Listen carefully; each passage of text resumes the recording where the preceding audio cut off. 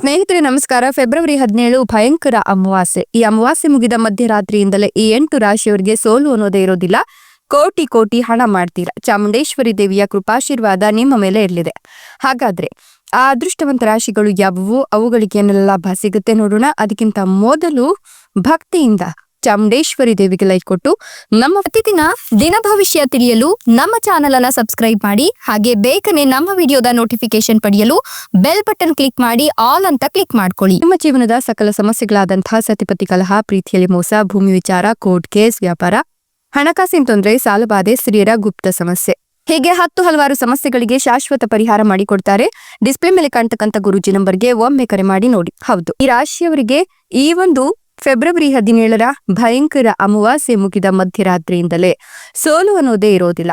ಕೋಟಿ ಕೋಟಿ ಹಣ ಮಾಡುವ ಯೋಗ ಇದ್ದು ಚಾಮುಂಡೇಶ್ವರಿ ದೇವಿಯ ಕೃಪಾಶೀರ್ವಾದ ಇರಲಿದೆ ಅಂತ ಹೇಳಬಹುದು.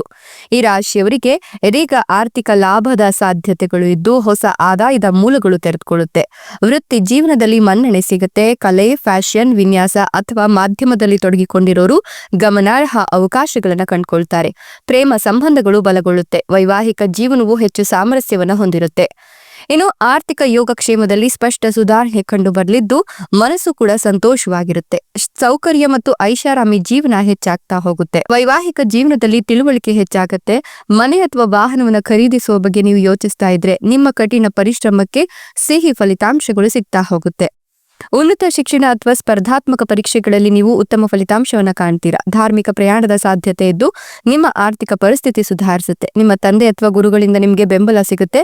ನಿಮ್ಮ ಜೀವನದಲ್ಲಿ ಸಕಾರಾತ್ಮಕ ಶಕ್ತಿ ಹೆಚ್ಚಿಗೆ ಆಗುತ್ತೆ. ಪ್ರೇಮ ಸಂಬಂಧಗಳಲ್ಲಿ ಸ್ಥಿರತೆ ಇರಲಿದ್ದು ನೀವು ಸಂತೃಪ್ತರಾಗ್ತೀರಾ. ಪಾಲುದಾರಿಕೆಯ ಕೆಲಸವು ಪ್ರಯೋಜನಕಾರಿಯಾಗುತ್ತೆ. ಆರೋಗ್ಯ ಸುಧಾರಿಸುತ್ತೆ. ದೈನಂದಿನ ಆದಾಯದ ಮೂಲಗಳು ಬಲಗೊಳ್ಳುತ್ತೆ.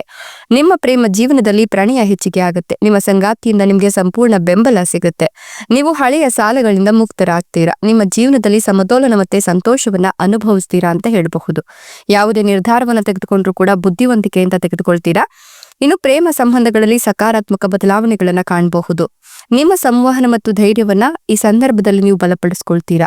ಹೊಸ ಸಂಪರ್ಕಗಳು ಪ್ರಯೋಜನಕಾರಿಯಾಗುತ್ತೆ. ಸಣ್ಣ ಪ್ರವಾಸಗಳು ಕೂಡ ಫಲಪ್ರದವಾಗುತ್ತೆ. ನಿಮ್ಮ ಸಹೋದರ ಸಹೋದರಿಯರಿಂದ ನಿಮಗೆ ಬೆಂಬಲ ಸಿಗುತ್ತೆ. ಇನ್ನು ಮಾರ್ಕೆಟಿಂಗ್ ವ್ಯವಹಾರದಲ್ಲಿರ್ತಕ್ಕಂಥವ್ರು ಲಾಭವನ್ನ ಕಾಣ್ತಾರೆ. ಹಣಕಾಸು ಯೋಜನೆಗಳು ಯಶಸ್ವಿಯಾಗತ್ತೆ ಅಂತ ಹೇಳಬಹುದು.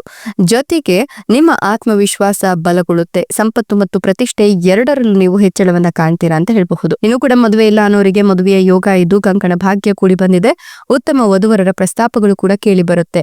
ಮಕ್ಕಳಿಲ್ಲ, ಬಹಳಷ್ಟು ವರ್ಷಗಳಾಯ್ತು ದಾಂಪತ್ಯ ಜೀವನಕ್ಕೆ ಕಾಲಿಟ್ಟು ಅಂತಕ್ಕಂಥವರಿಗೆ ಈ ಒಂದು ಸಂದರ್ಭದಲ್ಲಿ ಪುತ್ರ ಸಂತಾನ ಪ್ರಾಪ್ತಿಯಾಗತ್ತೆ ಅಂತ ಹೇಳಬಹುದು. ಇನ್ನು ಮಕ್ಕಳು ಕೂಡ ಉನ್ನತ ಶಿಕ್ಷಣಕ್ಕಾಗಿ ವಿದೇಶಕ್ಕೆ ಹೋಗುವ ಎಲ್ಲ ಲಕ್ಷಣಗಳು ಕೂಡ ಗೋಚರವಾಗ್ತಿದೆ. ಇಷ್ಟೆಲ್ಲ ಲಾಭ ಮತ್ತು ಅದೃಷ್ಟವನ್ನು ಪಡಿತಿರ್ತಕ್ಕಂಥ ಆ ಅದೃಷ್ಟವಂತ ರಾಶಿಗಳು ಯಾವುವು ಅಂದ್ರೆ ಮೀನ ರಾಶಿ, ವೃಷಭ ರಾಶಿ, ಮೇಷ ರಾಶಿ, ಕಟಕ ರಾಶಿ, ಕನ್ಯಾ ರಾಶಿ, ತುಲಾ ರಾಶಿ, ಧನು ರಾಶಿ, ಕುಂಭ ರಾಶಿ. ಇವುಗಳಲ್ಲಿ ನಿಮ್ಮ ರಾಶಿ ಇದ್ದರೂ ಇಲ್ಲದಿದ್ದರೂ ಭಕ್ತಿಯಿಂದ ಓಂ ನಮೋ ಚಾಮುಂಡೇಶ್ವರಿ ದೇವಿಯೇ ಅಂತ ಕಮೆಂಟ್ ಮಾಡಿ. ಧನ್ಯವಾದಗಳು.